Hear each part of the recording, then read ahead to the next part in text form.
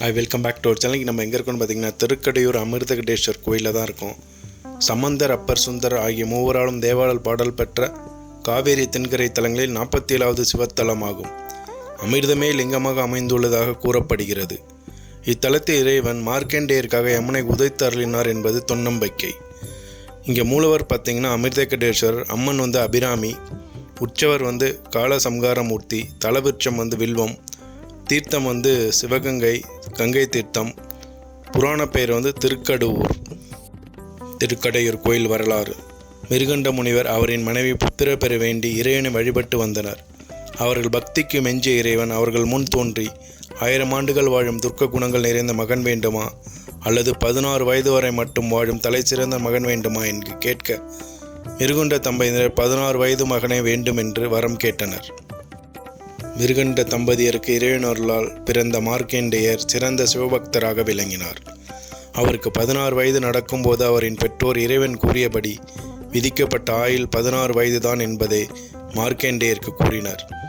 சிவபெருமானே அவரின் ஆயுளை காக்க முடியும் என்று மார்க்கண்டேயர் ஒவ்வொரு சிவத்தலமாக தரிசித்து வரும்போது திருக்கடூர் சேர்ந்தார்.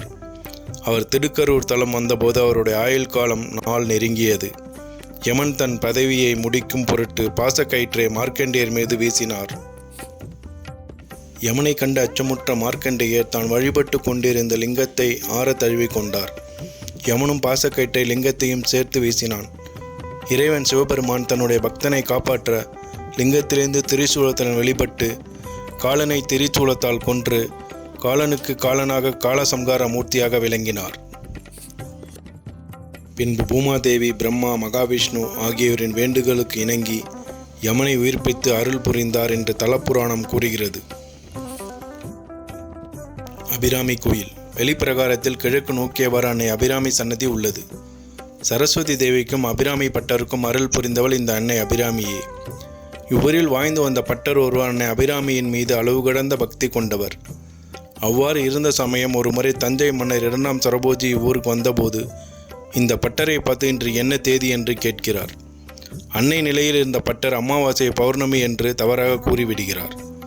இதனால் கோபமற்ற மன்னர் அன்று இரவு பௌர்ணமி காணாவிட்டால் பட்டருக்கு தண்டனை அளிக்கும்படி கூறிவிடுகிறார். பட்டர் அன்னை மீது 100 பாடல்கள் கொண்ட அபிராமி அந்தாதி பாட அமாவாசை அன்று பௌர்ணமி தோன்றியது. 79ஆம் பாடலின் போது அன்னை அபிராமி தனது காதில் இருந்த தோடை கயிற்றி ஆகாயத்தில் வீச அது பௌர்ணமி இரவு பூரண சந்திரனாக காட்சியளித்தது. இவ்வாறு பட்டருக்கு அருள் செய்த இந்த அன்னை அபிராமியை வழிபடுவோர் எல்லா நலங்களும் பெறுவர்.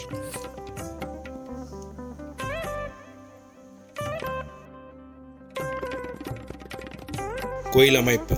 ஆலயத்தின் கிழக்கிலும் மேற்கிலும் ராஜகோபுரம் இருந்தாலும் மேற்கில் உள்ள 7 நிலை ராஜகோபுரம்தான் பிரதான வாயிலாகும். கருவையில் உள்ள அமிர்தகடேஸ்வர் சுயம்புலிங்கமாக மேற்கு நோக்கி காட்சி தருகிறார். இத்தலத்து இறைவன் அமிர்தகடேஸ்வரர், இறைவி அபிராமி. இங்கு நவகிரக சன்னதிகள் இல்லாதது சிறப்பாக கூறப்படுகிறது. மூலவர் மேற்கே பார்த்தும் அருள்மிகு அபிராமி அம்பாள் கிழக்கே பார்த்தும் இருக்கிறார்கள். இத்தலம் நித்திய திருக்கல்யாண தலமாக திகழ்கிறது. கருவற சுற்று பிரகாரத்தில் முருகன், லட்சுமி, நடராஜர், வில்வனேஸ்வர், பைரவர், பஞ்சபூத லிங்கங்கள், சூரியன், அகத்தியர், சப்த கன்னியர்கள், 63 நாயன்மார் சன்னதிகள் உள்ளன. இறைவன் கருவறைக்கு முன்னால் உள்ள மண்டபத்தில் காலசம்காரமூர்த்தி செப்பு சிலை உருவம் பார்த்து தரிசிக்க வேண்டியதாகும். காலன் காலடிகள் தழகியாக வீழ்ந்து கிடக்கிறான். காலசம்காரமூர்த்தி வலது காலை ஊன்றி இடது காலை உயர்த்தி யமனை உதைக்கும் நிலையில் காணப்படுகிறார். மார்க்கண்டேயர் அருகில் கூப்பிய கரத்துடன் நிற்கிறார். பிறகு யமனுக்கு மன்னிப்பு கொடுத்த சிவபெருமான் யமனை தன் சன்னதிக்கு எதிரே இருக்க செய்து விடுகிறார். எருமை வாகனத்துடன் கரம் கூப்பியவாறு நிற்கும் யமனுக்கு சிறு கோயில் உள்ளது.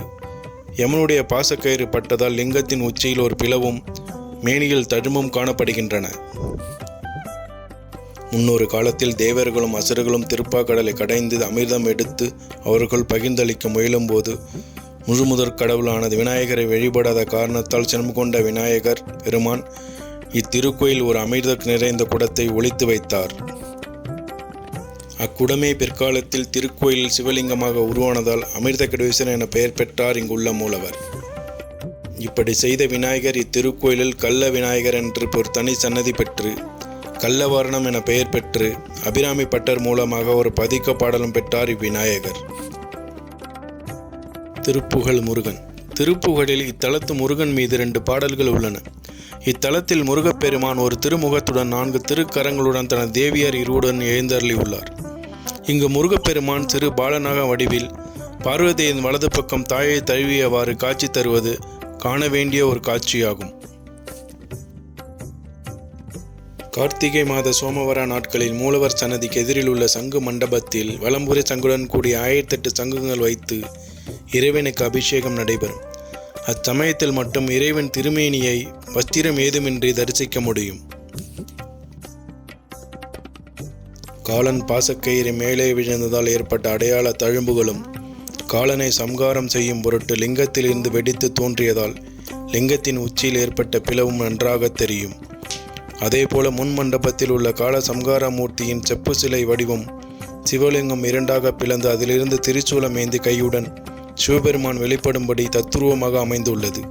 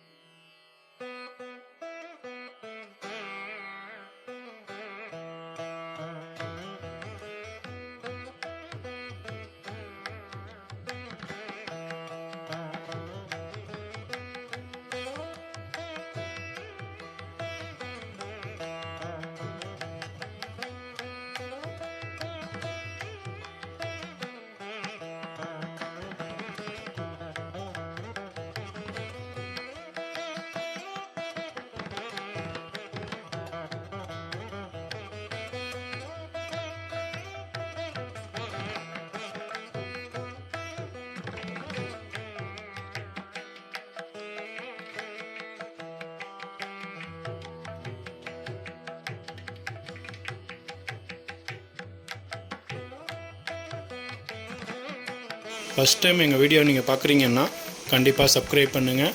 அது பக்கத்தில் இருக்கிற பெல் ஐக்கானை கிளிக் பண்ணுங்கள். அப்போ தான் நாங்கள் போடுற வீடியோ உங்களுக்கு உடனுக்குடன் வந்து சேரும்.